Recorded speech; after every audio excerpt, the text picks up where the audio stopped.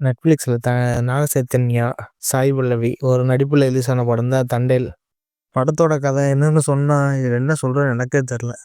பழசு கதைய போட்டு குழப்பி எடுத்து வச்சிருக்கானுங்க. அது எப்படின்னா, நம்ம மரியான் படம், காப்பே ரான் ரணசிங்கம், விஜய் சேதுபதி நடிப்புல ரிலீஸ் ஆன படம். அந்த படத்தோட கான்செப்ட் அதுல பாதி, இந்த மரியான் தனுஷ் நடிப்புல வந்த இதுல பாதி அப்படின்னு போட்டு எல்லாத்தையும் கலந்து எடுத்திருக்கானுங்க.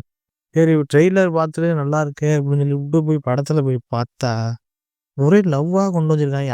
பழசு கதையும் கொண்டு வந்து லவ் ஸ்டோரின்னு சொல்றாங்க. அதுல லவ் ஸ்டோரி லவ்வே இல்ல. என்ன எப்படி எடுத்திருக்காங்கன்னு தெரியல. ஸ்க்ரீன் பிளேல இருந்து இதுல எல்லாமே மட்டமா தான் இருந்துச்சு.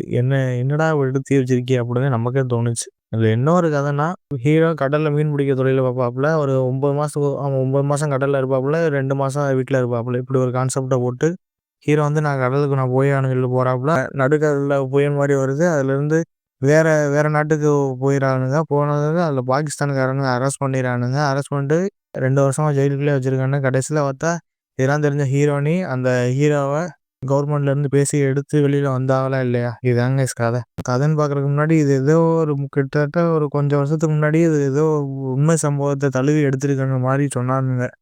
ஆனா அது பார்த்தா உண்மை சம்பவம் மாரியே தெரியல. சும்மா லாஸ்ட்ல ஒரு 5 நிமிஷம் அந்த கதைய மட்டும் வச்சு எடுத்துருக்கானுங்க கைஸ். மித்த முன்னாடி வர சீன் ஃபுல்லா எதுவுமே நம்ம பார்க்குற மாரியே கிடையாது. எல்லாமே பழசு பார்த்தது மாரி தான் எடுத்து வச்சிருக்கானுங்க. இதுக்கு அந்த YouTubeல அந்த கதை என்ன கதைன்னு நம்ம உடனே டக்குன்னு பார்த்துட்டு போயிர்றோம். அதிலயே கதை தெரிஞ்சுக்கும். ஆனா இவிங்க அந்த அந்த கதைய கையில புடிச்சுக்கிட்டு இந்த படத்த எடுத்திருக்கானுங்க. கண்டிப்பா நமக்கு எப்படி சொல்றது? ஏன்டா படத்த பார்த்தோம்னா இப்படி ஆகிப்போச்சு. கண்டிப்பா நம்ம ஃபேமிலியோடலாம் பார்க்கலாம். ஆனா அது எப்படி ஒர்த்தான படமே கிடையாது. சத்யன் ஆக்டிங் சூப்பரா இருக்கு. சாய் பல்லவி ஆக்டிங் நல்லா தான் இருக்கு. இதெல்லாம் நம்ம பார்க்குற மாரி, ரசிக்கிற மாரி இதில எதுவுமே கிடையாது. கண்டிப்பா நம்ம ஸ்கிப் பண்ணி விட்டு தயவுசெய்து வேற படத்த பார்த்துரலாம்.